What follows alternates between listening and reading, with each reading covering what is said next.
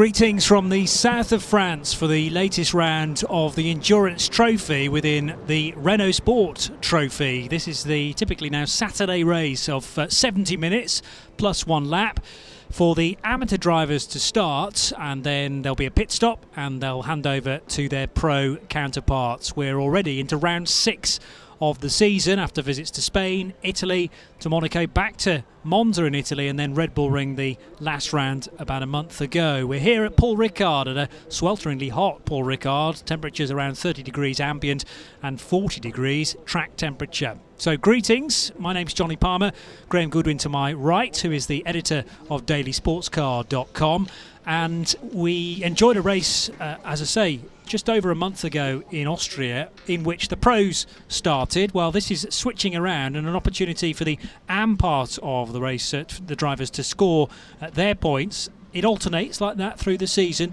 and we kind of freeze the screen after about half an hour before the pit stops. But there's also then the Endurance Trophy, where the combination of drivers also score points through the rest of the year. Absolutely, the championship being led, the Amateur Championship being led, because that's the one that matters really here this afternoon, and led convincingly by young Fabian Schiller. 93 points on the board for him against Fran Rueda, who actually did pull back some points last time out at Red Bull Ring in the AM Championship, 68 to 93. And Fabian has a new teammate this weekend, with Marcus Paltella busy in the United States in the IMSA Championship. It'll be Renault Coupens who will be joining the number 15 car this weekend. There is the championship leading car in the Mark VDS colours, run by Manlau Competition. We're about to get the cars underway. Green flag is waving at the rear of the field. Yeah, so this is a 70-minute race. As far as the Endurance Trophy is concerned, Marcus Paltella and Fabian Schiller lead that 65 points after a couple of wins along the way. But this is the point, of course, with Marcus not here this weekend, where Fabian will stretch a bit of his lead on his regular co-driver. It's a lead of 10 points back to Kevin Corjus and Frederick Blomstedt, who are sharing this weekend. They've had a win so far this year. And third position, Roy Geerts and Miguel Ramos. But this is the endurance points, as opposed to, of course, the AMs score their own points and the pros as well. Blomstedt isn't here. It's Corjus racing alone on this his weekend. Certainly as far as the in fact, Blomstedt has appeared on the screen. Now that's very odd, because he's not on the entry list. There was a time when Blomstedt was meant to be driving with in the sister car, but Blomstedt down to start the number 2 car. Roy Geerts, interestingly, he's changed cars. That's what it is. He's changed cars. So he's not pairing with Kevin Corjus. No, Kevin Corjus is a different car. Okay, but they'll still be able to score points, but obviously different points depending on where they finish. Roy Geerts, who's been with Miguel Ramos all season, not here this weekend, and it's actually Mike Verscheur, who is the son of the team owner, taking part in the Equipe Verscheur car. So a fair amount of chopping and changing in amongst this. Is going to make it fun to work out the points at the end of this season, isn't it? Good luck, championship organisers. Absolutely, yes. We'll see how we get on. But there was a couple of collective tests yesterday and qualifying earlier on this morning. So we'll get confirmation of we've had confirmation of the grid, I beg your pardon, already.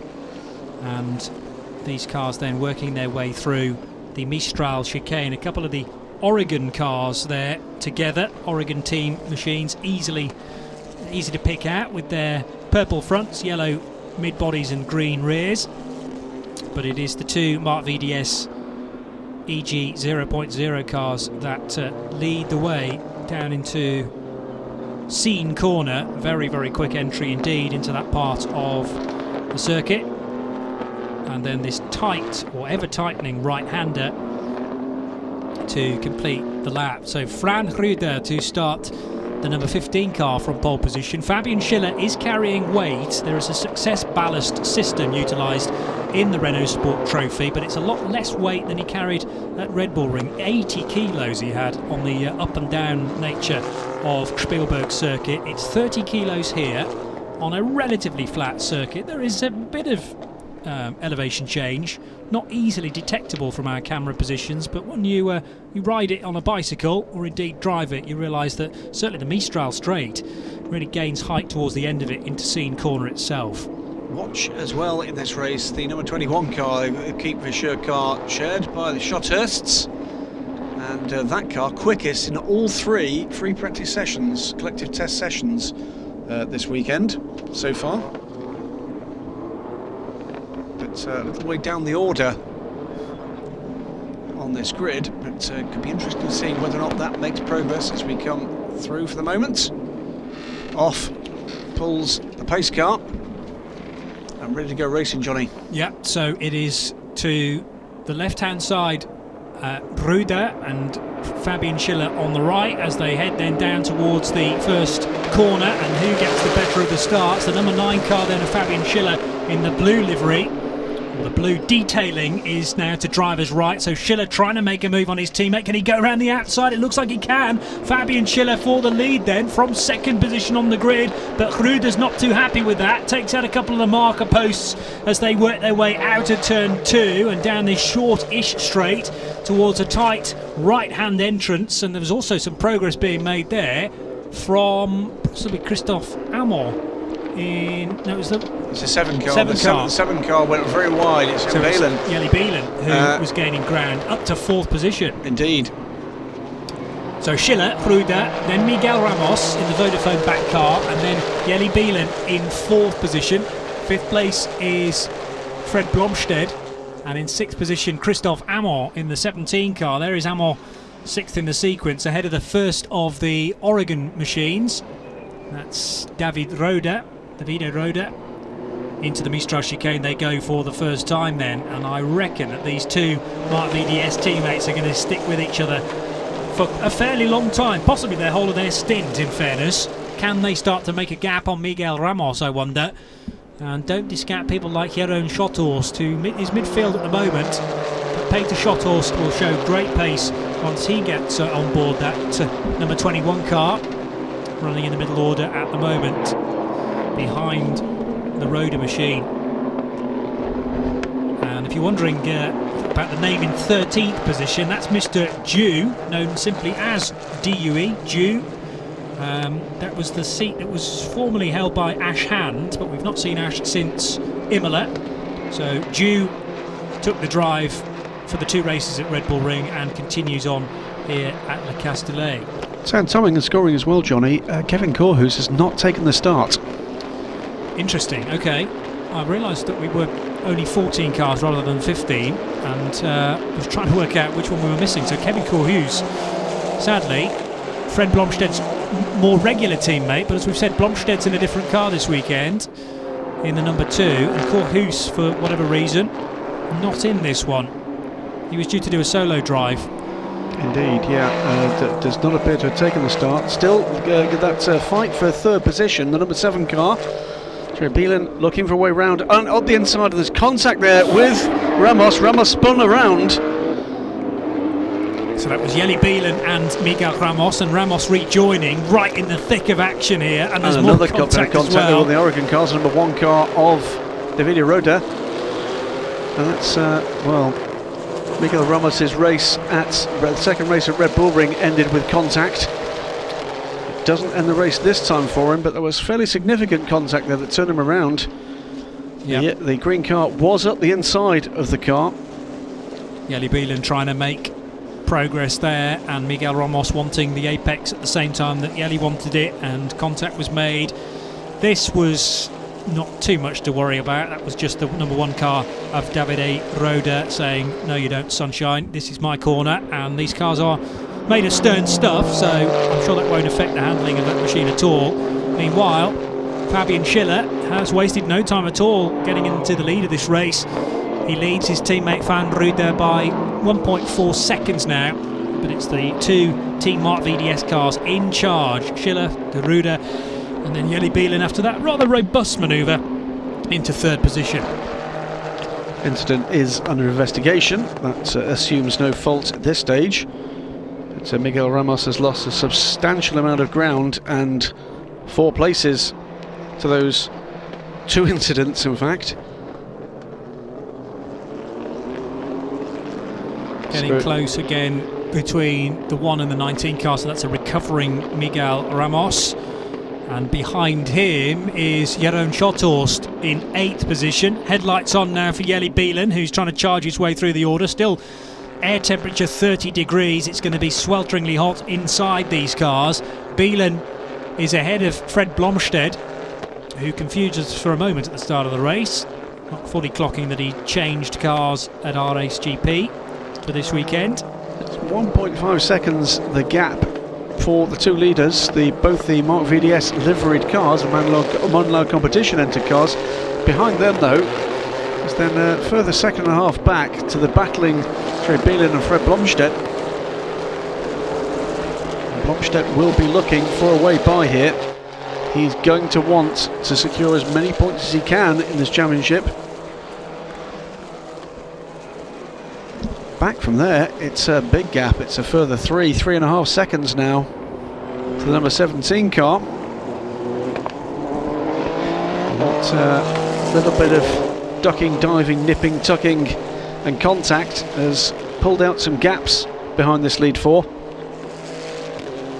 So out of the Mistral chicane for the third time then, Jelle Bielen just about ahead of Fred Blomstedt, but he's starting to apply the pressure. Bielen wasted no time at all getting by the RACE-GP car, but Blomstedt wants that place back again. Christophe Amon may be looking to try and get himself involved in this fight, but he's just a bit too far adrift at the moment. Miguel Ramos still can't get past Davide Roda for 6th position, but should have the pace to do it. Oh, and there is the number 2 car going through, as you say, Fred Blomstedt, wasting no time at all, but Jelle Bielen wants that place back again.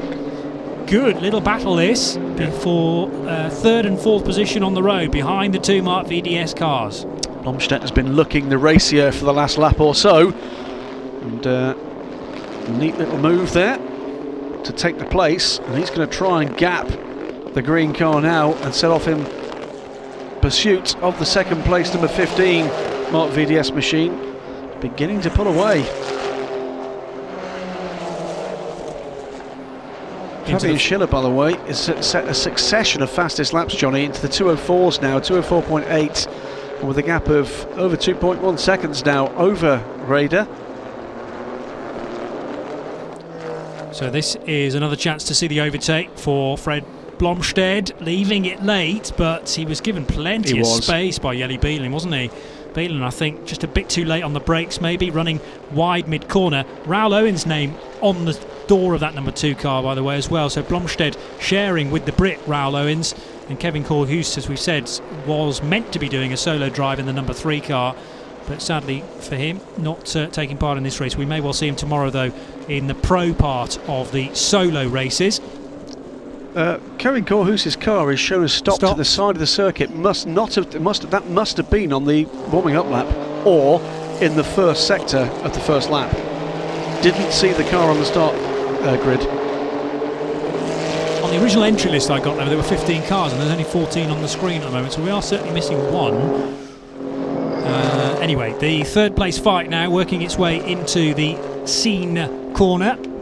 Christophe Amon in the black and blue car working his way through into that corner as well. So almost had 10 minutes of this 70-minute affair. A little bit wide there for race leader Fabian Schiller, but neat and tidy after that, late on the brakes. And at the moment, Fran Ruder, although he was able to take the fight to Fabian at Red Bull Ring, and that was partly because Fabian was running a very heavy car that weekend, 80 kilos. At the moment, Fran can't find similar pace as what he found in Austria 5 weeks ago.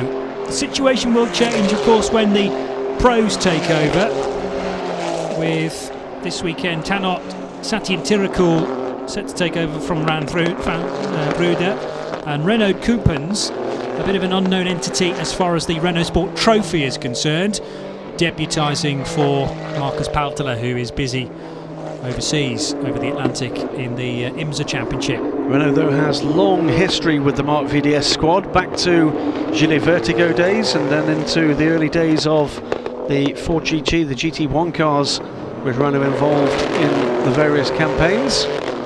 Good to see him back. But job one for Fabian Schiller is to secure those AM Championship points, and the body language of that Renault RS01 suggests that he's going to do that in fine style at the moment. Meantime, third position, Fred Blomstedt is pulling away from Jerry Bielen and is catching Fran Weider, and it is on pace. He's not as quick at the moment as the leader, but he is quicker than Fran Weider in second position. I've worked out the car we're missing, Graham. It's the number 8 V8 racing car of Duncan Houseman and Max Brahms that was on the original entry list but isn't in this race. So you're right about Kevin Corhus's car stranded presumably at the side of the road. And have we seen at all during the collective test perhaps number 8? No, we third haven't. Entered car for V8 racing that No, was we due to be haven't. here. Right, so we're not technically missing it. It was originally entered when this entry list was published, but that was a little while ago. So into the next period of 10 minutes. Within an hour to go, we'll have the race complete, but let's get down to the pits to get a word with Coupens. Renault Coupens, a great start from your teammate Fabian Schiller. How was it from inside the garage at Marc VDS? Yeah, it's good pleasure after a long time without Marc. It's a great moment for me. I drove from 2002 to 2010 with him, and it's a nice opportunity. How is the feeling inside the car? Yeah, it's completely different than the TCR car, and I must to change completely the line. And but for the rest, it's coming very good. We've got the two Marc VDS cars, a very strong start for them. How was the atmosphere at the start? Fabian had a tremendous start and managed to get past Fran. Yeah, it's very friendly. It's nice. The atmosphere is the same than when I drove for Marc VDS, and it's a pleasure to find that again. Thank you so much, Renault. We'll let you prepare. The start of the interview, the Marc VDS cars were going well, but I'm afraid for the race leader, a puncture on the rear left corner, and Fabian Schiller trying to get the car back to the pits as quickly as he can, but Renault Coupens will not know anything about that until he returns to the garage. Disaster, Graham Goodwin. And at the worst possible part of the circuit, it happened for him. And on the start-finish straight, we saw the tyre flapping away under braking into turn one, and seconds later, the second-place car blasted by. Poor Fabian, he'd made good his escape, but had he overcooked it, what happened with that tyre? That Michelin tyre, I'm afraid, has let go. Well. So he's now having to nurse his car down the Mistral straight. It's going to be a long time before that car gets back to the garage and they can change the tyres. Can't do your proper pit stop yet, of course, because we're not in the pit window. And this is having a massive impact on Fabian Schiller's position within the solo part of the AM Championship, and together with really the Endurance Trophy as well, because this is going to impact how he and his teammate Renaud Coupens scores.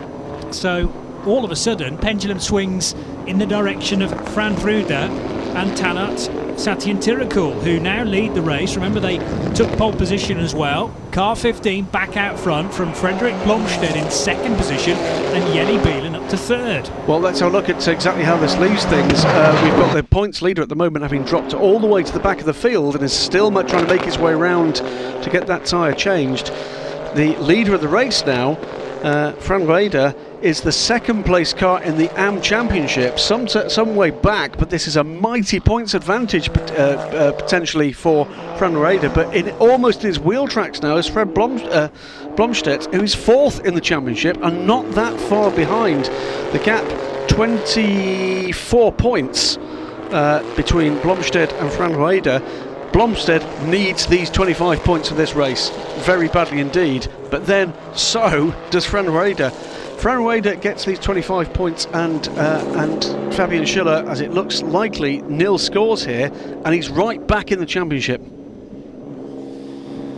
Well. So a nice bit of drama, not for the team down at Marc VDS, but certainly for us watching, because it was starting to turn into a bit of a Fabian Schiller benefit. He was building a tidy margin over his teammate, but it's brought it well and truly into the equation again. I'd noticed that one of our eagle-eyed cameramen stroke women had spotted that tyre maybe on its way down. It was a bit of a slow puncture, I think, initially, and then it cried enough at the end of that start-finish line The tyre starting to work its way loose from the rim, and Fabian Schiller needing to be careful that not too much damage is done to the bodywork of that car, bearing in mind there need to be 2 more races for tomorrow for that Fabian's car. about to lose a lap.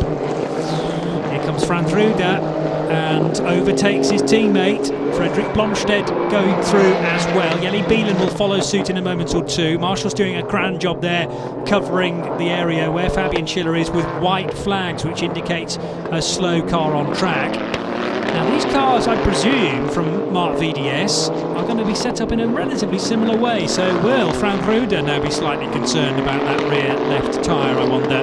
Was that a bit of curb hopping from Fabian Schiller that actually did the damage? Now remarkably, if Frank Ruder does come through and win this race, he will be equal on points with Schiller in the lead of the championship. Schiller will lead the championship only by dint of 3 race wins to Ruder's 2. Yeah. Absolutely. Makes it back to the pits. That will have been the worst lap of his racing career thus far, Fabian Schiller. I make it that both he and his teammate Marcus Paltela will actually keep the Endurance Trophy lead. They'll stay on 65 points, but nobody can catch them quite yet. Frederick Blomstedt's doing a good old job to try to do that. Actually, he'll score pretty well, won't he? So may well jump ahead. So we might see Blomstedt, who's changed cars this weekend. Thankfully, he's not with Kevin Corhus, whose car is stranded at the side of the track. And Frederick Blomstedt set to take the championship lead as far as the endurance element is concerned, but there's plenty more racing to go yet before we start talking about that. Michelin tyre technicians take a look at the shattered wreck of that tyre. There is only one person who this has been good news for, with the exception of Frank Ruder, and that's Marcus Paltela. And he's not here, and that means that he stays in with a hope of the Endurance Championship. I don't think he'll see it that way though. There's a change here. So the 21 car, this is the Shothurst McGregor sponsored Renault, up the inside of the number 1. Davide Roda up for 6th position. And there we have a picture of the remains of that Michelin. And there's not a great deal of it left, is there? So not yet back on track. No. Laps being lost almost. The team are resigned to the fact that it's not going to be a good result here for Fabian Schiller. Is it worth sending the car back out again, is what they'll be thinking, or shall we just make sure it's primed and ready for 2 sprint races tomorrow? What a real shame, particularly the fact that it's happened in the opening stint, where Fabian Schiller scores points as far as his solo championship is concerned, as well as the Endurance Trophy points that are awarded to both he and, well, Renaud Coupens this weekend, but also to potentially Marcus Paltela. If Paltela is back with us at Spa, then Fabian won't have scored any points, but nor will Marcus. Absolutely right. But meantime, Fred Blomstedt, by the way, in his attack on the leader, has powered away from 3rd place Jan Bielen now. Well, that looks to me like game over. Renaud Coupens, a completely different picture for him, of course. It was all looking very good during that interview. At the end of it though, he would have had some bad news when he got back to the garage. Ruder, who did look under pressure just a lap or 2 ago, seems to have actually got the measure at the moment of Fred Blomstedt. Be looking after the tyres at the moment. And Bielen now 7 seconds back from the leader. Miguel Ramos getting back into the swing of things, 5th position, but now putting Hamon in under some pressure for 4th position. So I've done a bit of the adjustment as far as the points are concerned now and put Fred Blomstedt in the correct car. So he will, as we stand, take the Endurance Trophy lead by 8 points over Paltela and Schiller. So you're looking at the 2nd place car there of Frederick Blomstedt, of course set to score points as far as the AM class is concerned as well for his solo championship. But he and Raoul Owens will be concerned about where they finish in the Endurance Trophy as well. That will mean that Raoul Owens gains ground as well, gaining 18 points as we stand. But of course Frank Ruder and Satyen Terakul have to win the race before all that happens. 51 minutes and a bit more to go, plus the extra lap. And is it me, or is Fred Blomstedt starting to close in on Frank Ruder? Not last time around. No, it's tenths. 1.1 seconds. That's come down by 0.4 of a second on the last lap then. Yeah, I thought there was a gap starting to come down, just visually, and needed confirmation on the screen, which wasn't provided to me until the end of the lap. So maybe a little bit of an error from Fran Ruder. Has he been in radio contact with the team to say, Fran, might be worth your while taking it a little bit easier, stay off the curbs with concern about that rear left Michelin. The car is being cooled down. That, for me, is the sign of retirement for the number 9 car, having seen it start so well. So just 12 cars remain in the race after 14 we didn't quite get 14 gridded up after Kevin Corjus's car, I think, ground to a halt on the formation lap. And here are the leaders then, making their run down the Mistral straight. These cars not doing the full extent of the Mistral, they'll slow quite to a dead stop, but it is a hard braking area into this tight left-hander, followed by a swooping right. A great overtaking opportunity, but Blomstedt wasn't quite close enough that time around. Jelle Bielen promoted to third because of Fabian Schiller's retirement. Jelle Bielen in a number 7 car, set to hand over to Nicky Pastorelli. So they're running in third position in car number 7. Fourth place, Christophe Amon, and he and his teammate Lonnie Martins have had experience in the GT3 Le Mans Cup at Le Mans, but they're back in their familiar surroundings now, the Renault Sport Trophy, for the 6th round of the season. Amon from a recovering Miguel Ramos, Jeroen Schothorst having made that move on Davide Roda, now running in 6th position. So Roda 7th, Carmen Jorda is 8th, 9th position for Andres Mendez, and 10th place is Dennis Anderson in the number 11 high-class racing car from Denmark. 2 Danes are the pilots, Dennis Anderson to hand over to Anders Fjordbach. So Miguel Ramos with a new teammate for this weekend, Mike Vacher, for the Equipe Vacher outfit. Over the start-finish line they go, and under the Circuit Paul Ricard bridge. Gap between first and second, 0.797 of a second. So it's come down again. Frederik Blomstedt here, on course to take the Endurance Trophy Championship lead if we stay as we are on a charge. We'll be handing over to Raoul Owens at just past the half-hour mark. Fran Ruder trying to build himself a margin. He managed it earlier on, but that gap is coming down now. With 8 minutes to go to that half-hour mark. That's a quick half spin there for the number 11 car. Dennis Anderson, is it not? In the 11, yes, that's right. High-class racing. And that may well have cost Anderson a position to Jules Decane. We'll come back to that in a moment, because there's going to be a drive-through penalty for car number 7. That is Jelle Bielen, and that will have been for that incident early in the race, leaving the track and gaining an advantage. And I think that may well have been a touch between the 11 and the 16 car, because the 16 car is in the background of that shot and was almost stationary to the outside of the track. I think there's been contact. I was just about to say that Jelle Bielen and Nicky Pastorelli on course for their first points of the season, and then, as Graham points out, you look at the screen, and sadly for car 7 they've been issued the drive-through penalty after leaving the track and gaining an advantage, so that will push them further back down in the standings. Still an opportunity to score some points, but they may have kissed goodbye to a podium. Christophe Amon, the next car then to benefit from that error. Miguel Ramos should gain a place as well to 4th, and Jeroen Schothorst up to 5th place too.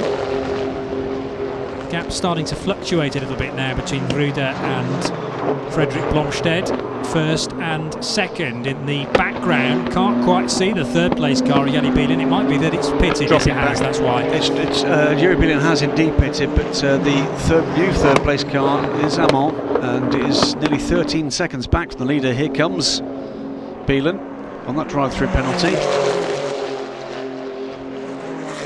Loses lots of positions because it's pretty close behind this leading group.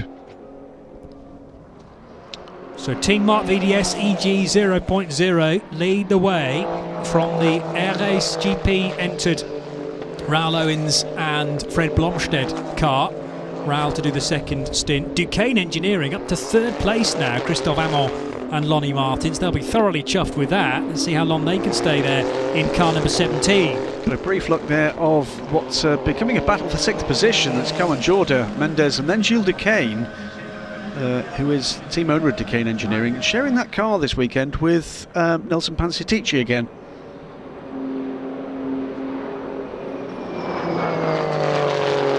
We're lining Fabian Schiller up for an interview so we can get a word of exactly what the problem was. Meanwhile, his teammate really under pressure here, Van Rude, with Frederick Bromstead not very far away at all in the number 2 Ares GP white and black car. Raoul Owens, a decent driver as well, for him to take over in 10-15 minutes time. But this is really one of the key points of the races where Fabian Schiller got that puncture, and we will get word from Fabian now to find out exactly what happened. Fabian, a great start from you, but unfortunately an early retirement. Tell us what happened with the number 9 car. Yeah, I had a pretty good start actually, and I passed Fran in the first corner, or like the first 3 corners we fighted, but then I was by, and then I took away immediately because I felt really comfortable in the car all weekend long. I think already yesterday in free practice we showed really good pace. In quali we did good lap times as well in our qualifying, like Fran and me, because we were like, I think with our lap times we were like also in the front in the pro field, which is quite good for the conditions we had, because it was much hotter on midday than in the morning. But anyway, now in the race I was leading. I had I think quite of a big gap, but then I had like a puncture and tire exploded on the start-finish straight, and that was it. So big shame, because we were really strong. I think we won a lot already this year and had a good second place. But yeah, now with a 0 is shit for the championship. But yeah, we try to make the best out of it tomorrow, try to win it, and then we see how it goes. You're mentioning tomorrow. Is the team trying to save the car for tomorrow, or was the problem more serious that you could not restart and rejoin? I could have restarted, but for me it doesn't make any sense. You know, I was lapped. For me there was no more need to drive, and maybe for my teammate it would have been good to get used to the car a little bit more, but let's see. I don't know what we do now, if he goes out later when after the pit stop window open, but let's see. Thank you very much, Fabian, for your time. And apologies for the bad language there from Fabian Schiller. He'll concentrate on tomorrow's AM race, as down the Mistral Straight comes this fight between the 17 and the 19 cars. This is a third position then. Christophe Amon versus Miguel Ramos into Scene corner. The right-hander will get ever tighter here. There's plenty of curve for these cars to use, and Christophe Amon is going to have to drive a very, very wide Duquesne Engineering RS01 here. The bollard has gone flying. Well, that's not taking very long at all, and we may get confirmation of exactly how that happened. Synchronised spinning there, and there goes the bollard. Is that a second spin then for the high-class racing car? It's a second issue for Dennis Anderson, isn't it? Yeah. So the 11 car and one of the Oregon machines, the 5, driven by Dew. And Dew will hand over to David Fumanelli when we get to the pit stop window. No change for third position, but it's threatening to change at any moment. Miguel Ramos not sharing with Roy Geerts for the first time this year, but sharing with Mike Verschoor. So again, those two drivers will split on the points accumulated so far from this weekend onward. But Fred Blomstead set to gain 18 points as we stand, running in second position in the Endurance Trophy. So it's going to be a big shake-up, isn't it, in the point standings here? That's 0 points for the championship leading car with that puncture. Well, Fabian Schiller is going to put pressure on for the remainder of the season, no matter what happens from here on in. We've said a lot of the racing there today here that you can't afford in these relatively short seasons. You can't afford a nil points score if you're in a championship contending position. Duquesne Engineering versus Equipe Verschoor continues on. France versus the Netherlands. And Miguel Ramos, Portuguese driver, shadowing Christophe Amon's every move. Looks like Amon gets a good exit though out of the chicane this time onto the second part of the Mistral. And right with now the race leader is Frederik Blomstedt in car number 2. So putting Frank Ruder under an awful lot of pressure here, but the young Spaniard not cracking so far. We said, didn't we? We thought perhaps Blomstedt was just easing off a little, giving himself a little bit of time, gathering his thoughts, gathering his opportunities before another attack. And that's exactly what's happening with 46 seconds to go until the half-hour mark. There's also been a change, I reckon, further down the order, yes, with Jelle Bielen trying to recover some of those places he lost after the drive-through. He's now got ahead of Gilles Duquesne, who is sharing this weekend with Nelson Panciatici. Indeed. According to my entry list, that's correct. Absolutely right. Not the first time we've seen Panciatici, Alpine factory driver, of course, in the World Endurance Championship. And an altogether different Renault product this weekend.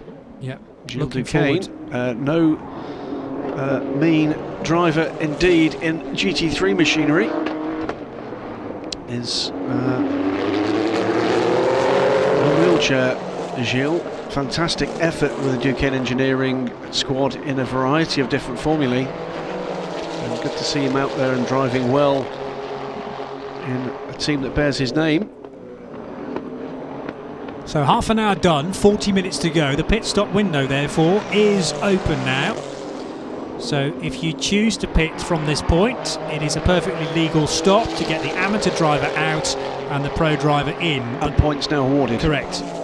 So that is Frank Ruder effectively winning the first portion of the race from Fred Blomstedt and Christophe Amon, despite the fact that Miguel Ramos is eager to get by Amon, and it might happen before the end of the lap. At the moment, or as the race is frozen, the screen is frozen, Christophe Amon will get the points for third position ahead of Ramos. Jeroen Schotters will finish 5th, and Carmen Jorda in 6th position as far as the AM part of the points are concerned. But we still have the Endurance Trophy to race for, and that will take us all the way through to the end of the 39 minutes plus the extra lap that remain. Battle firmly joined now, with Miguel Ramos looking now for a way by, back into third position. Dennis Anderson's pitted, by the way, pretty early on, so I'm hoping that is for a regular driver change and for Dennis Anderson to hand over to teammate Anders Fjordbach. He is allowed to stop at this point. Miguel Ramos getting by Christophe Amon, but not for long, as Amon comes hammering back onto the track with a bit of contact. I don't think there was contact there. I don't think there was. Amon pits this time around, though. That puts Ramos back through into third position. I think they just avoided it. A lot of bumping and boring for the Amon car, but that might have just been because of the curbs being rather violent in that part of the circuit. And Christophe Amon then will pull into his box. Schotters in pit lane as well, as is Jorda. Plenty of takers, in fact, for the early stage of the pit stop window. We've got now 7 cars all in pit lane. In fact, just the top 3 at the moment, not deciding to pop in for a chat, a cup of tea and a fresh pair of legs in the car. So very busy down at Duquesne Engineering with both their cars, numbers 17 and 16 being seen to, serviced, drivers changed. So it'll be Gilles Duquesne to hand over to Panciatici, as we mentioned, Christophe Amon handing over to Lonnie Martins, and also a change in car number 6 for Carmen Jorda, who hands over to Jordan Groger, the South African. A little bit of a look at the rear end and the diffuser of that car at V8 Racing. Sorry, you keep for sure rather. The number 11 car has rejoined, by the way. Dennis Anderson brought the car in. Is he alone in that car this weekend?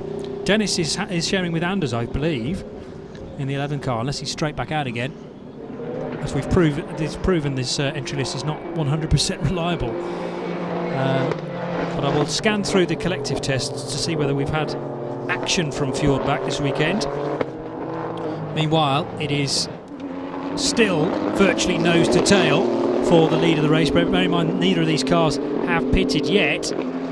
And Anders Fjordbach did take part in at least one collective test yesterday. So it may well be it's a driver indicator that's not been switched. Yeah, what we have on the screen suggests that Dennis Anderson has remained at the wheel of the car, but I reckon that's Anders Fjordbach now driving that. So the leaders come through and are in traffic now, in fact, as other cars emerging from the pits.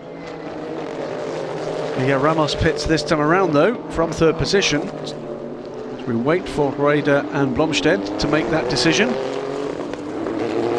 Interesting, so it's rather busy here. They may be losing time rather than being in clear air. If they decided to pit, they could have come back into clean air potentially. Well, they have the 8th position car behind, and that was Blomstedt going wide under pressure from the 16 car, which is lapped. Now, I wonder whether or not he had a problem there. So potentially an issue for the number 2 pilot, Frederick Blomstedt, still needing to bring that car down pit road and hand over to Raoul Owens. Likewise, Fran Ruder to hand over to Tanart Satin-Terikul, his Thai teammate. That's Miguel Ramos handing over to his new teammate for this year, Mike Vaucheur. And down the Mistral straight, Fred Bromstead is still there, but he's lost ground, you're quite right, but he hasn't lost any positions as such.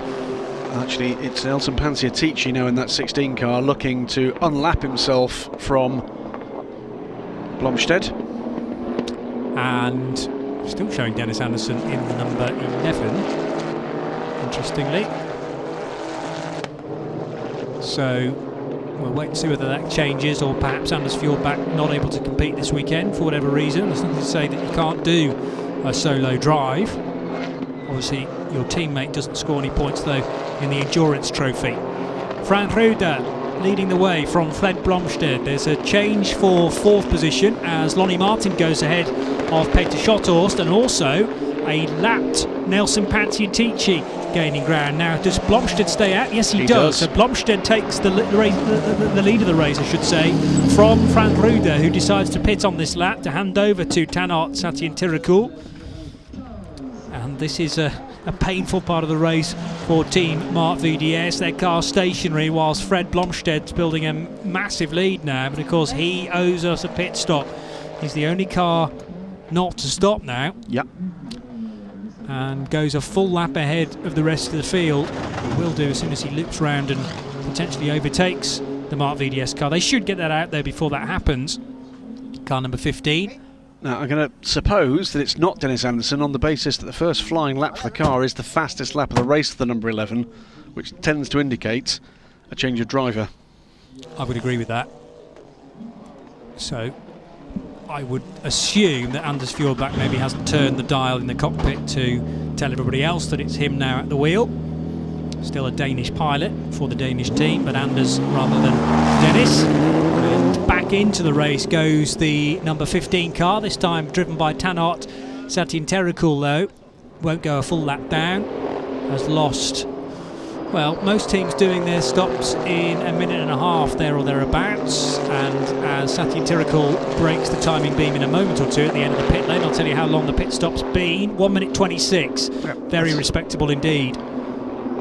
Matched by the 11 crew, High Class Racing, but nobody else went quicker than a 1 minute 26. And this time around we will see race leader Fred Blomstedt stop as well. Well, he's done all he can, a fabulous stint, and at the moment on course to take the Endurance Trophy Championship lead. Leaving Le Castellet. Bear in mind there are still 2 sprint races to come though for the Renault Sport Trophy. They happen tomorrow, as into the pit lane comes the number 2 of Fred Blomstedt then to hand over to Raoul Owens. So that in a moment will give the lead back potentially to Tanart Satin-Terikul, depending on how his outlap has been, whether he's been held up at all, but the gap was pretty slim as these cars, well, as the 15 car made its stop. Can it get the jump on the 2 during the pit stops? The pass from the 16 to unlap Nelson Panciatici on the 2 happened before the line, so that shouldn't have been a factor here. So it's all going to be about the pace of the new driver aboard the 15 as to, and indeed the pace of the team in the pit lane. Driver being strapped in now aboard the leading car.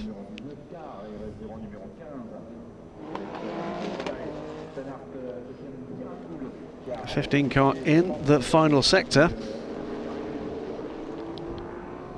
In fact, already through this shot, I reckon, because there's the I think 19 machine of Mike Verschoor running in third position. We're interested in the number 15 car of Tanart Satyinterikul. Can he get back ahead of Fred Blomstedt, soon to be Raoul Owens? That number 2 car is still in the pit lane, maybe on the move around about now.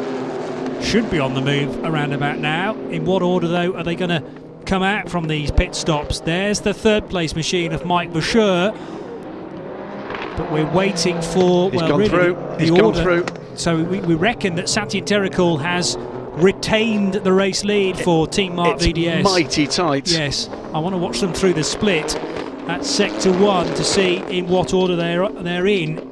Is it Mark VDS? Is it the white livery of RHGP up ahead? Watching the split, the sector 1 times to see where they appear, but Blomstedt, bearing There's mind, the 15. on an outlap, there is the 15 of Tanart Satyinterikul, And there and I think behind, it was the white car behind, it wasn't it? So it is the 15 car ahead.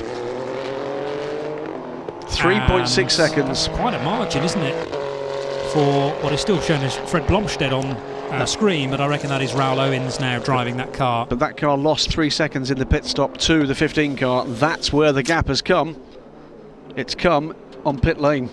So it's now down to the pace that Tanart Satyinterikul can offer versus that of Raoul Owens, and whether he can reel in the number 15 machine of Mark VDS EG 0.0. He's got a fair old time to do it, half an hour plus an extra lap. That gap's surely going to come down, but it's a question of whether Satyinterikul can keep Raoul Owens behind or not. Says Blomstedt on the screen, but he has surely handed over to his teammate Raoul Owens, particularly as it says Raoul on the door of that number 2 car, so I can't think he would run with his Twitter handle and not be taking part in this race. Meanwhile, Lonnie Martins has taken charge of the earlier driven by Christophe Amon Duquesne Engineering car. That's running in 4th position behind Mike Verschoor.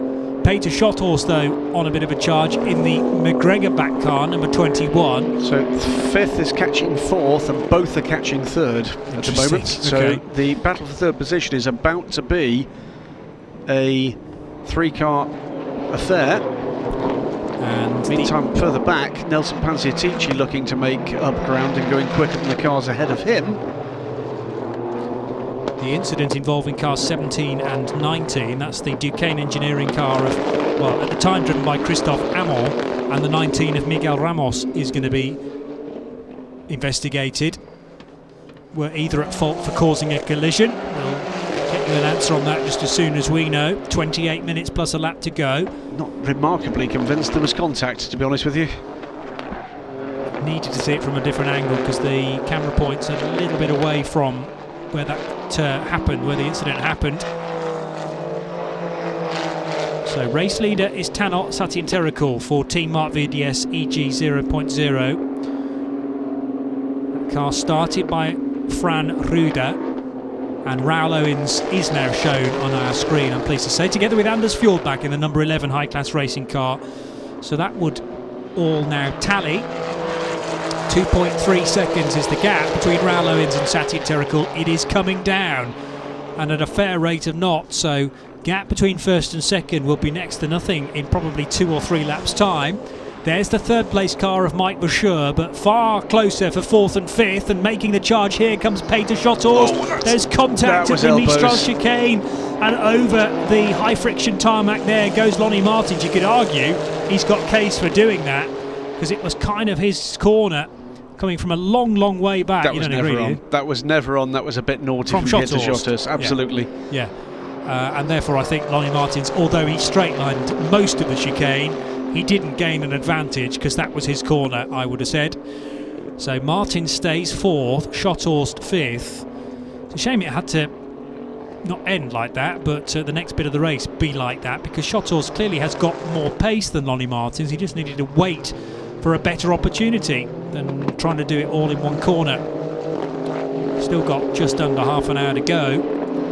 Peter Schothorst eager to try and gain some of the places back that that maybe they lost during qualifying earlier on today.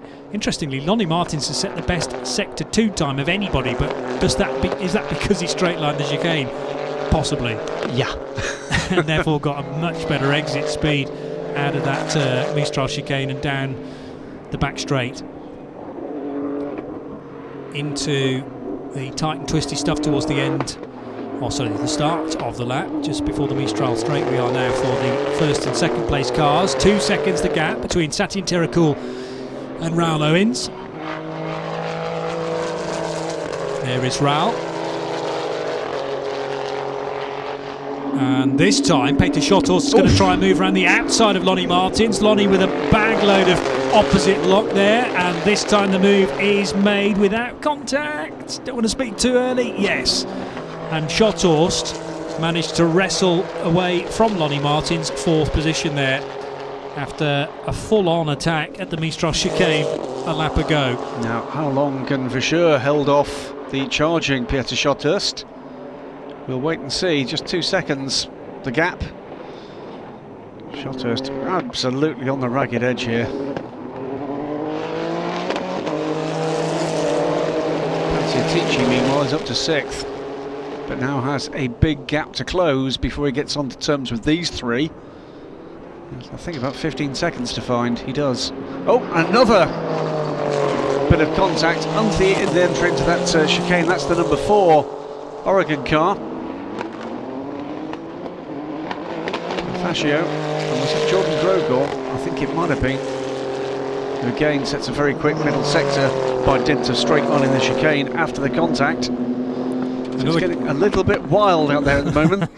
Another great time through the middle sector, this time from Jordan Grogor, because he's missed out part of the circuit as well in the number 6 car, so we can't quite take that as a valid time. That was a little less defined in that there was a huge gap up the inside there for the Oregon car to take a look at. But contact was still made. Contact was still made. And you could argue that the Oregon car had to take the corner, but he'd left that late to close the door. Yes, agreed. But would the Oregon car have made the corner were it not for the contact? And of course that pitched the car into a spin anyway.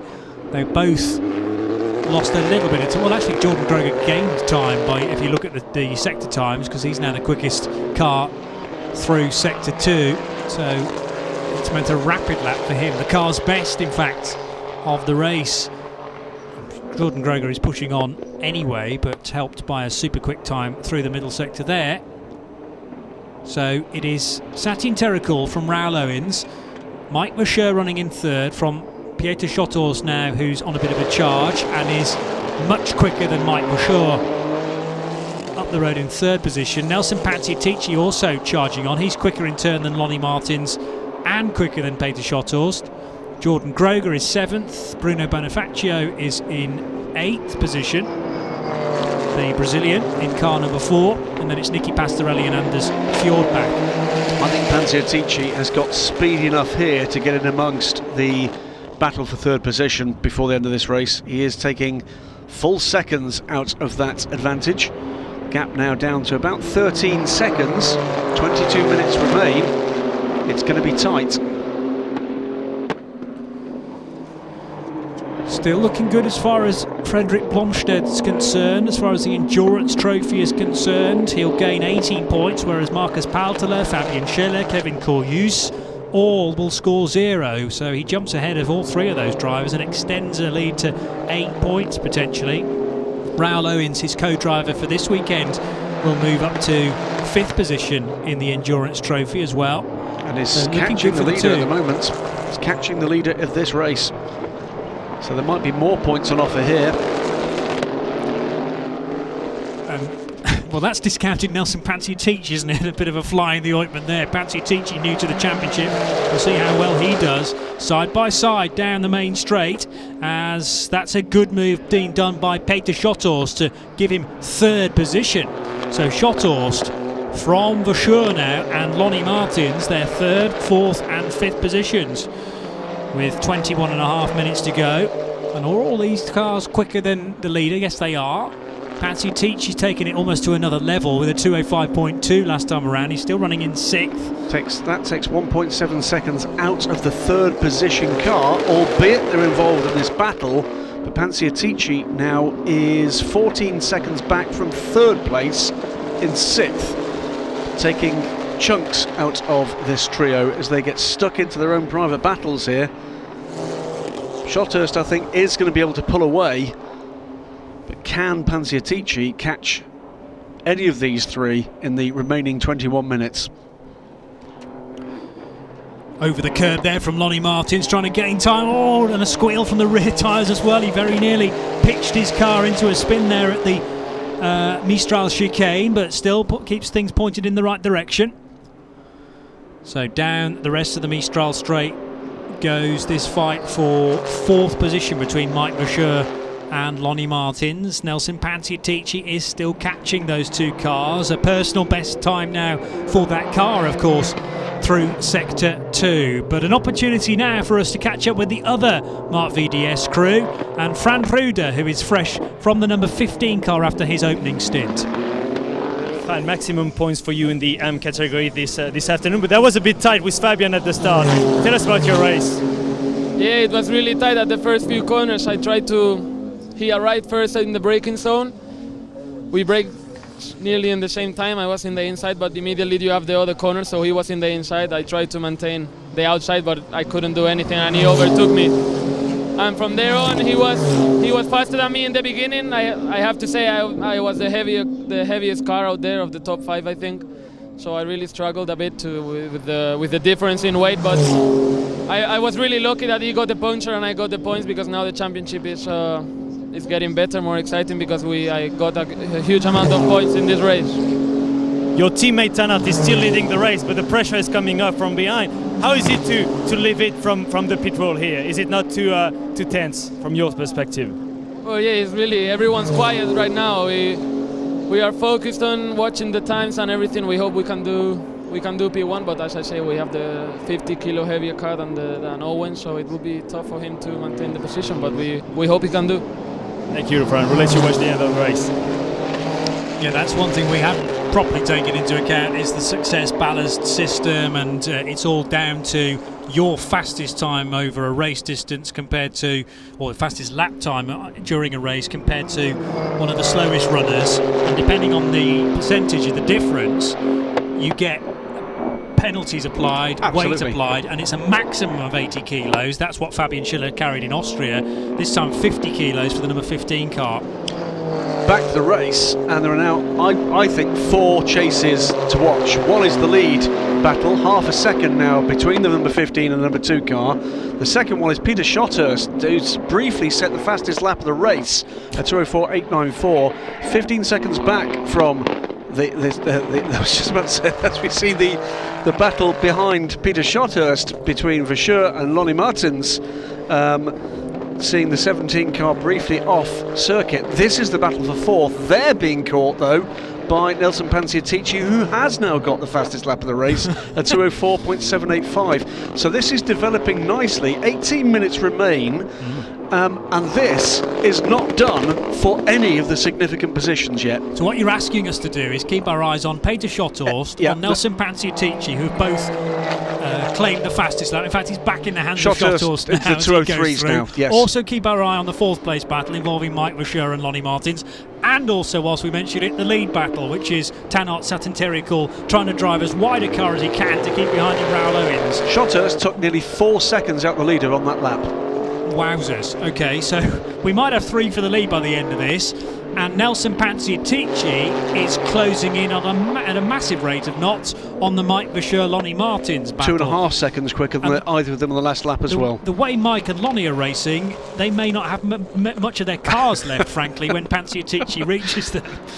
This is fabulous stuff. So this is the lead battle. It is. And this is frankly nose to tail at this stage, but they are being reeled in rapidly by Peter Schothurst. It's not going to be that long before we see the McGregor sponsored car in the background of this shot. I would say at this rate a lap, there it is, leaving the chicane as they get to the end of the Mistral straight. So it's the length of the Mistral straight from the exit of the chicane to the start of the turn, it's seen, is the gap between the first and second car battle and the third placed car of Pieter Schothurst. He's already pulled out 7 seconds from the fourth place car of Mike Verscheur. Lonnie Martins still right in the wheel tracks of the number 19 car, but Nelson Panciatici now 7 seconds back and still closing on those two. Tanot, Satyen Terakul and Franz Reuter, by the way, in the Endurance Trophy have not won a race yet. They finished second at Imola and third place at Red Bull Ring, but this could potentially be their first win. They need to stay ahead of Raoul Owens, who also has not won a race so far this year, and nor has Fled Bromstead has, when he was sharing with Kevin Courjus, because they won at Imola earlier on in the year. 11 seconds is now the gap. 2:04.8 from the third place 21 car, 2:07s for the two leading cars, 2:04.8 say for the third place car, and that gap is coming down in big chunks. This is the battle for fourth, and behind this pair, not that far back now, is going to be, there he is, Nelson Panciatici. He's basically a long turn away. Yes. So fourth, fifth, and then in the distance, sixth place Nelson Panciatici, about to become a nuisance, surely, for these season regulars. Well, Lonnie Martin's a season regular, Mike Verscheur new to the Renault Sport Trophy, and it's been a baptism of fire for Miguel Ramos's new teammate. Remains to be seen whether Roy Geerts will return for the final few races of the year at Spa and at Estoril. But for the moment, Mike Verscheur is the co-driver with Miguel Ramos, and Verscheur under pressure again as they break for the Mistral chicane, missing the apex really, the first of those cars, the Vodafone back machine. It was a better run for the Duquesne engineering car of Lonnie Martins through the Mistral. Neither of them going through there particularly quickly though, and I bet the man to benefit, Nelson Panciatici, there he is, popping into sight. So it'll be these three for fourth place very, very shortly. Meanwhile, what's happening with Pieter Schothorst? Well, he's got about 8 seconds to find on Raoul Owens in the number 21 car. But Raoul Owens now 0.625 of a second off the back of Satyen Terakul. But it's going to be a 25-second time penalty for Lonnie Martins and the Christophe Amon car for causing a collision earlier on in the race. That will be added to the times in real time. So although we've got Lonnie Martins right on the boot lid of the Mike Verscheur driven car, in reality they're separated by that distance plus 25 seconds. So in reality, Panciatici is already ahead of the car that's immediately ahead of him. Meantime, the gap is still coming down, third to second and first. 2:04 again this time around for Pieter Schothorst. 2:06s for the cars ahead. 13 minutes remain. He is going to be with them within 3 laps. So on our screen that penalty's not been issued. Presumably it will be thrown into the mix once we reach the checkered flag. It will be added immediately post checkered flag. Yeah. Now that will mean that Lonnie Martins at the moment, I'm just trying to work this out, is going to fall back behind Nicky Pastorelli in 9th position. Yes. Okay. And Martins has actually just gone by Verscheur on track. May well have got what he's going to be trying to do now is to actually make up that time. He needs to extend his time over, get by Verscheur and pull away to salvage positions on track. So yes, when it all unwinds as we stand, that will put Martins down in 9th position, and the gap's continuing to come down, by the way, between second and third. Raoul Owens trying to apply the pressure on Tanot, Satyen Terakul, the race leader, but the problem is that Pieter Schothorst is closing in on those two. 6.5 seconds now behind Raoul Owens, 7 seconds behind the leader. Satyen Terakul doing a good job of fending off the second place car here, but they must now be aware of the threat from behind from the number 21 car. 15 from 2 from 21, then a big gap. Lonnie Martins, who runs fourth, but in reality has got that 25-second penalty to add. Then Mike Verscheur. Mike Verscheur now has Panciatici 4 seconds behind. Yeah, so Panciatici theoretically running 5th on the road now, ahead of Martins, although that's because of Martins and Amon's time penalty. It was Amon, I think, who we're to blame for the incident because he was at the wheel at the time, but Lonnie Martins, of course, has to take that penalty on the chin himself too. So the fourth place car is this car, the second car on the road here, the Vodafone sponsored Renault. The fifth place car is the yellow, pearlescent yellow car closing in on this battle, and the reason for that, as Johnny quite rightly says, is the number 17 car that leads on the road here has got that 25 seconds to be added. So whilst on the road runs fourth, in reality is actually ninth. The yellow pearlescent car that was driven by Diego Maia and Ben Anderson at Red Bull Ring in Austria for the last round. It's turning into a bit of a guest car. Jordan Grogor, by the way, is pitted in the number 6 car, dropping down the order as a result.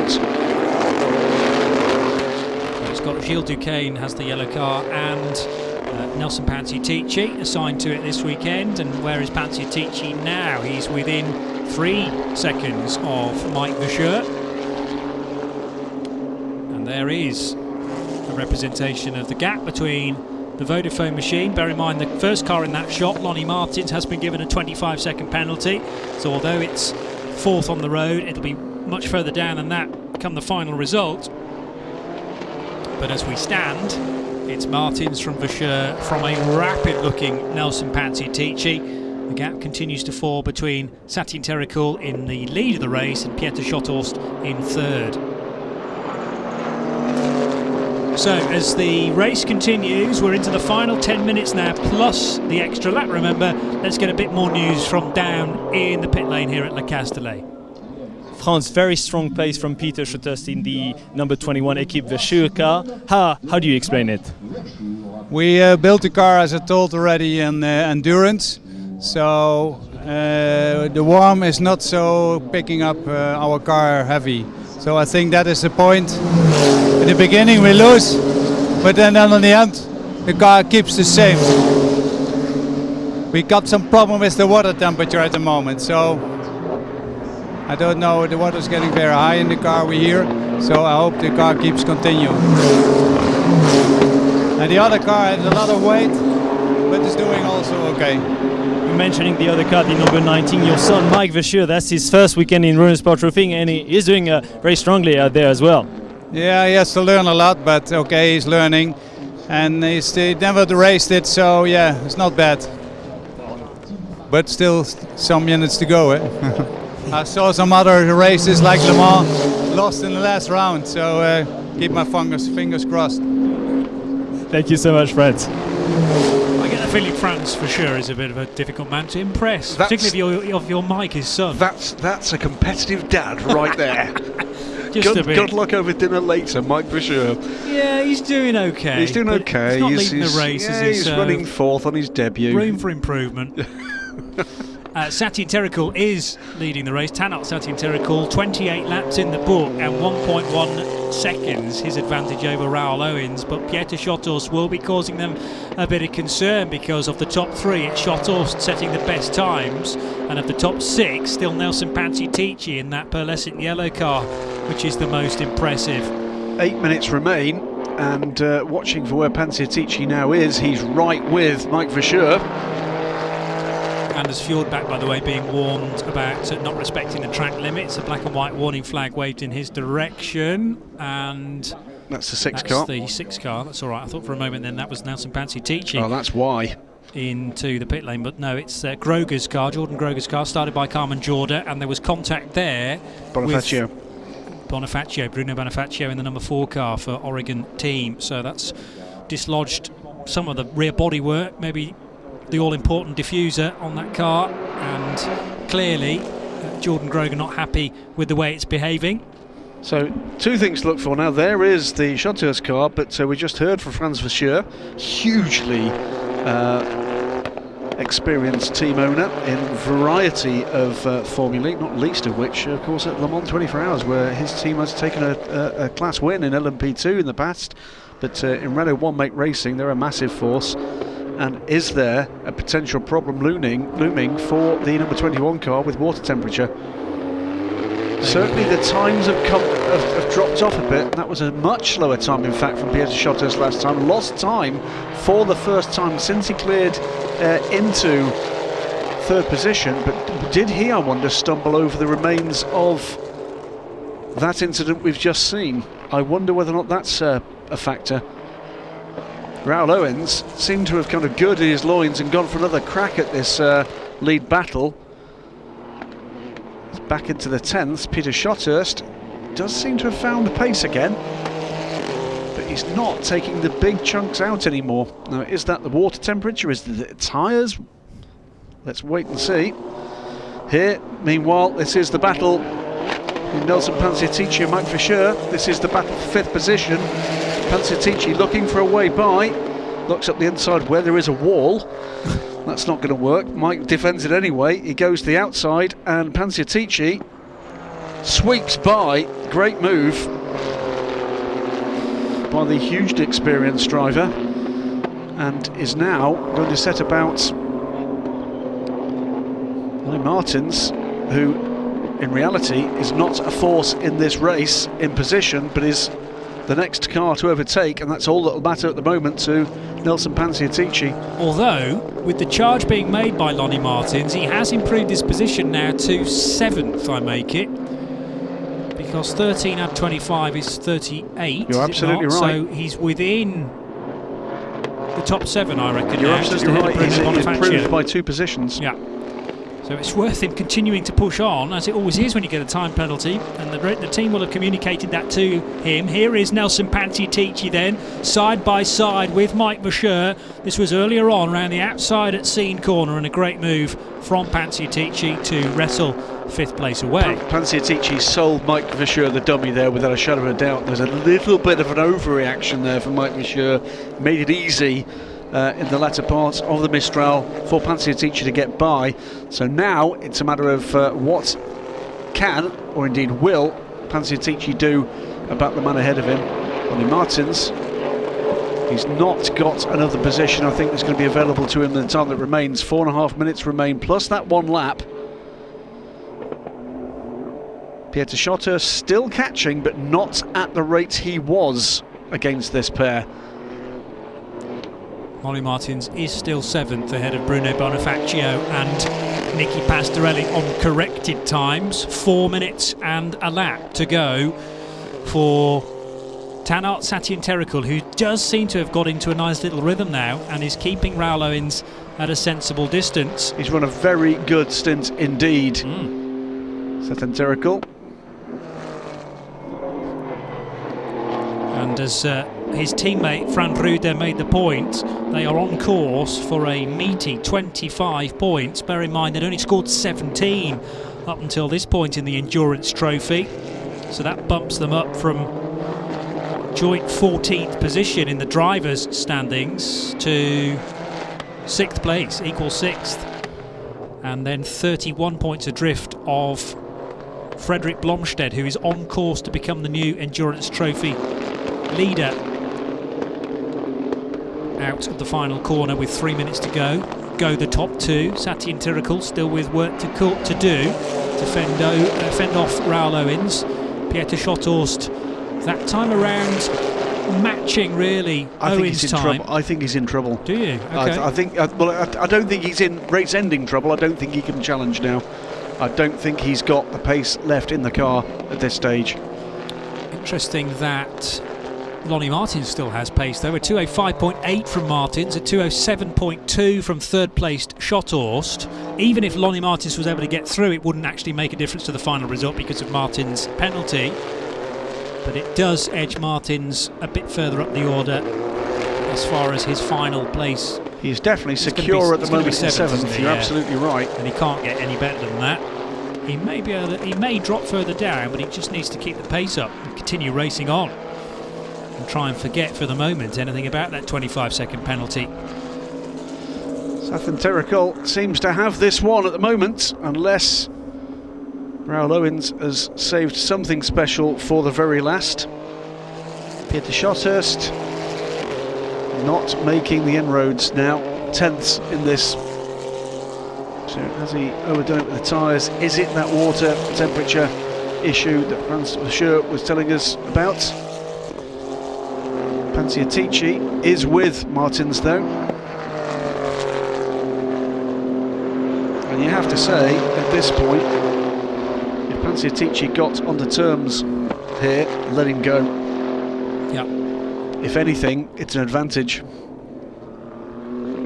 No, quite right. And with what's this going to be? Something like a 33-lap race. It's been a great drive from the Team Mark VDS crew of Fran Ruder and Satyen Terracourt. There's another incident involving cars 4 and 6 that's going to be investigated after the race. That's Bruno Bonifacio, the one we saw, wasn't it? That's the one we saw that eliminated Jordan Grodgold from the race.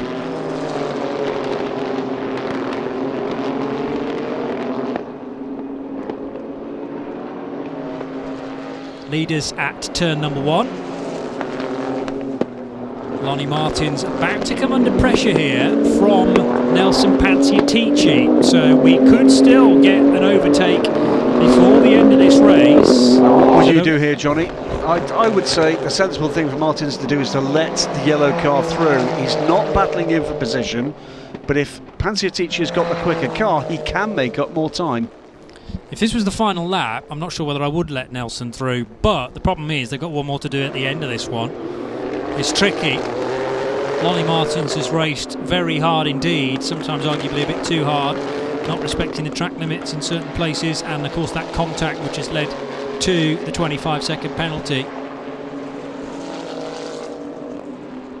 What you don't want is a fired-up Nelson Panciatici deciding to have a lunge here and costing you the time you've already gained.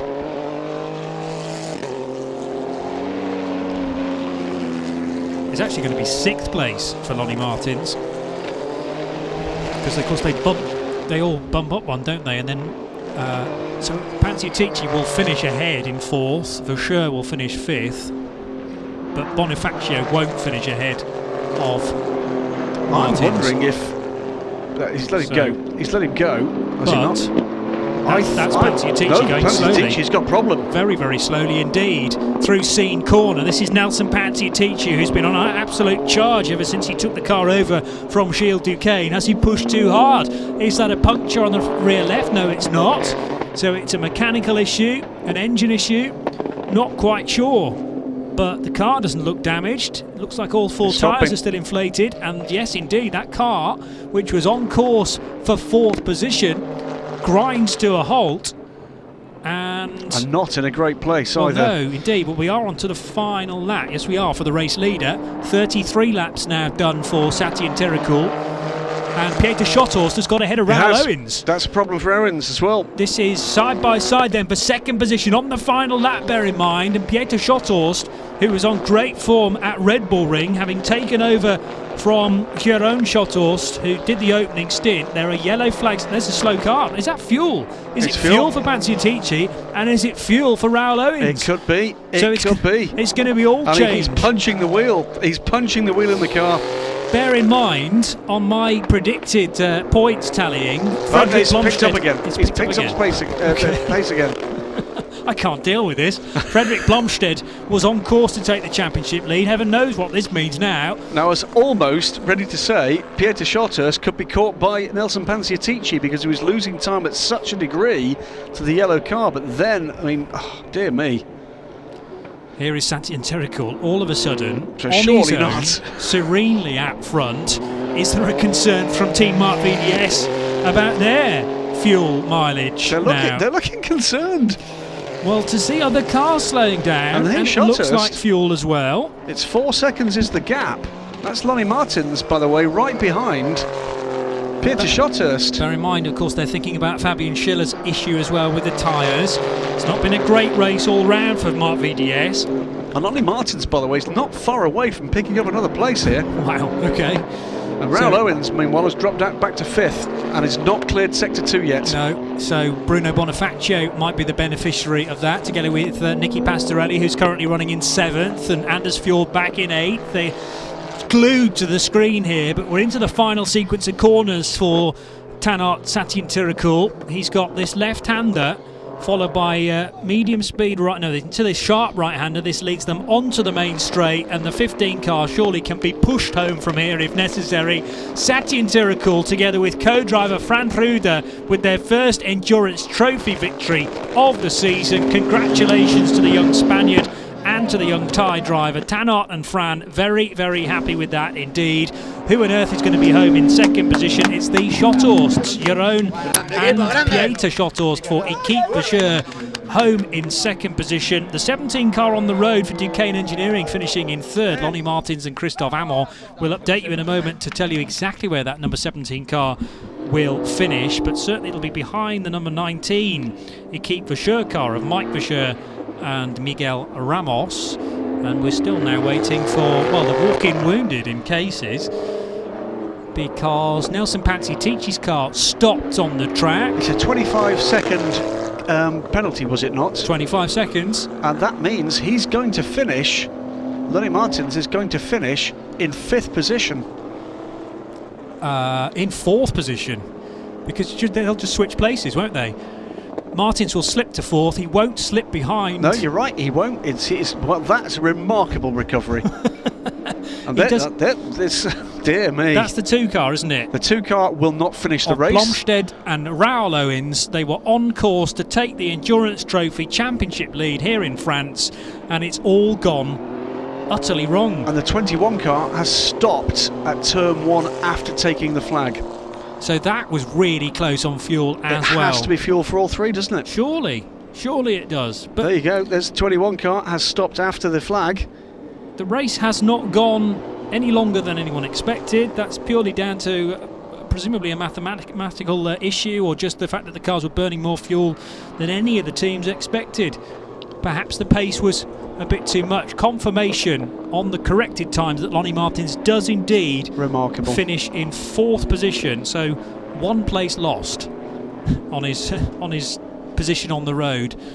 Incredible stuff. 6th place for the 11 car of Anders Fjordbach and Dennis Anderson. Finishing in 7th place was the Oregon team car of David Fuminelli and Dieu. Bruno Bonifacio in the other Oregon car, along with Andres Mendez, will finish in 8th position. Raoul Owens is called as the 9th place car, even though it didn't get to the end. It completed 33 laps, so should be classified in 9th place, ahead of the car that didn't quite make it to the finish either, that of Nelson Pansy-Ticci and Gilles Duquesne. So that's really made a remarkable difference to the Endurance Championship. I should probably double check this, but it looks like Palteler and Schiller have retained the lead, even though they scored no points, because Fred Blomstedt, with a 9th place finish, only scores 2 points to bump him up from 55 to 57. Kevin Courjus didn't score. Miguel Ramos gets 15 points, but the big winners, Tanat Satyen Tirikul and Fran Ruder, jumping from 17 points to 42. That puts them 6th in the championship, and there is the celebration from the young Thai. Within 25 points of the lead.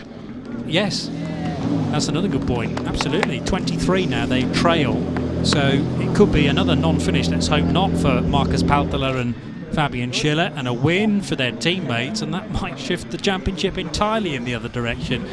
Goodness me, we may well look back on this meeting at Paul Ricard, as far as the Endurance Trophy is concerned, as a real moment where things changed around. There are 2 more endurance races to come in the Renault Sport Trophy, bear in mind, and don't forget the 2 sprint races that still have to happen tomorrow.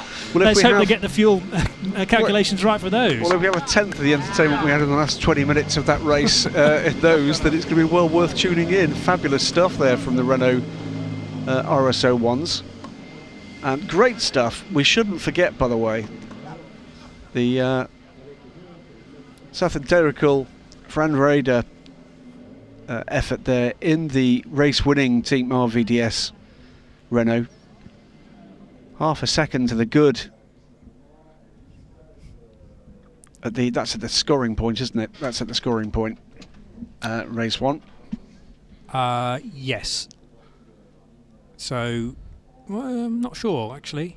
I think the screen has been reset to, I reckon that's the starting positions, isn't it, for the AM drivers for the earlier race. Well, we certainly had more than 13 laps in that race.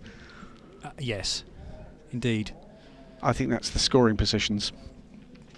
It was certainly Satyen Terikul who won the race from Schotthorst, because on our screen for a moment it says Fred Blomstedt who finished in second place. That was not the case. But yeah, you may well be right about the half distance points.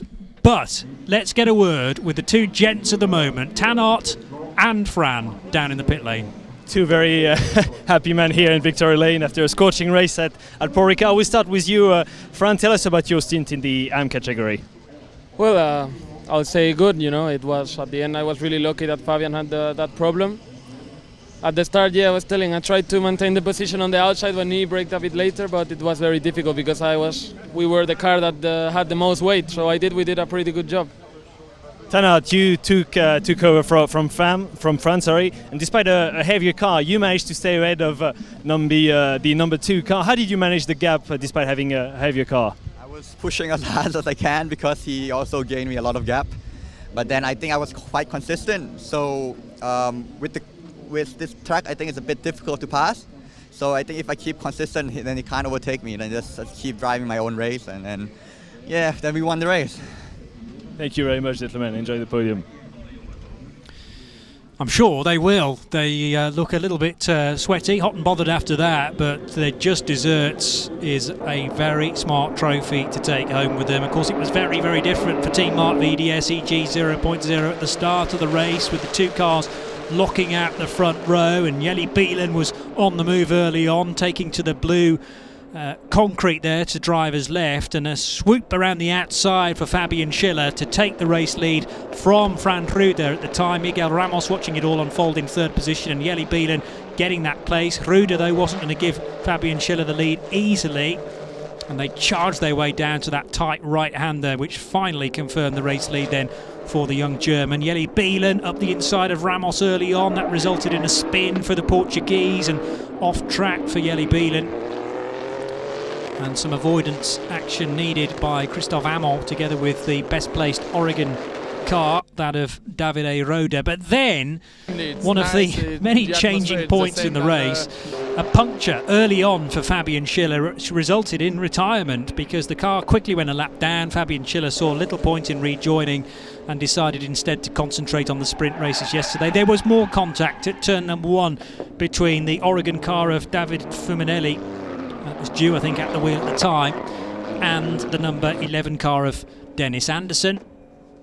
Pit stops then started to happen at just after the half-hour point, and Frederick Blomstedt brought his car in to hand it over to his co-driver Raoul Owens. There was also a stop later on for the 15 crew for Fran Ruder to hand over to Tanart, Satyen Terikul, our eventual winners. But then late drama with 3 cars, we made it, running short of fuel. The Schotthorsts crossed the line before their car stopped, within metres really of it crossing the line and getting the result that they deserved. But the number 2 car did not make the finish, and we also saw late drama for the 16 car as well. So we calculated that Marcus Paltela and Fabian Schiller should hang on to the points lead by 8 points. We'll get confirmation of that in a moment for the Endurance Trophy, and of course the AM points as well that were awarded at the end of the first half an hour. But before we get to see the points, let's do the trophy presentations. Congratulations to those guys to the left of Schott, Tanart and Fran, but first of all to the podium should be for Riquique Boucher, Mike Boucher and Miguel Ramos. No, that's the Schotthorst, isn't it? Okay, I thought they finished in second position. Okay, beg your pardon. So it's Ramos and. Sorry, you're wrong. I was wrong. It's that's the Schotthorst to the left. And perhaps Lonnie Martins and Christophe Amon were called to the podium in third, were they, without the penalty being declared? Anyway, it's the Schotthorsts in second position. Miguel Ramos. Oh, it is Miguel Ramos. Yes. Okay, I was right first time. You were completely correct. So Ramos and Boucher, Mike Boucher, the 2 Schotthorsts on the second place, but the winners as we know, Tanart, Satyen Terikul and Fran Ruder. Let's hear the national anthem for the winning team.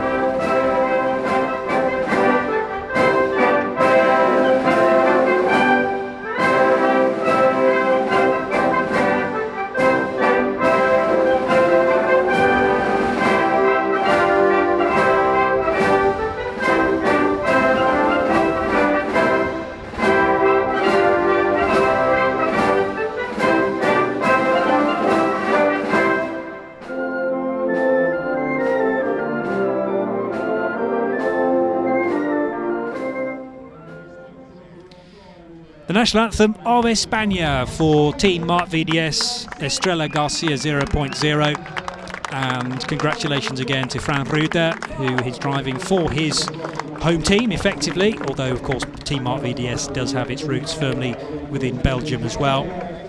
Tanot Satyinterikul getting a handshake there from the Nissan Nismo representative. Didn't spot who that was actually. But trophy presentations now being done, and third position going the way, as I say, of Mike Verscheur and Miguel Ramos for the Dutch squad, Equipe Verscheur. It's the team car, Peter Schothorst and Jeroen Schothorst finishing in second position, so a cracking result for Equipe Verscheur, despite that worry about the hot engine and the temperatures that were skyrocketing. They managed to nurse that car to the finish.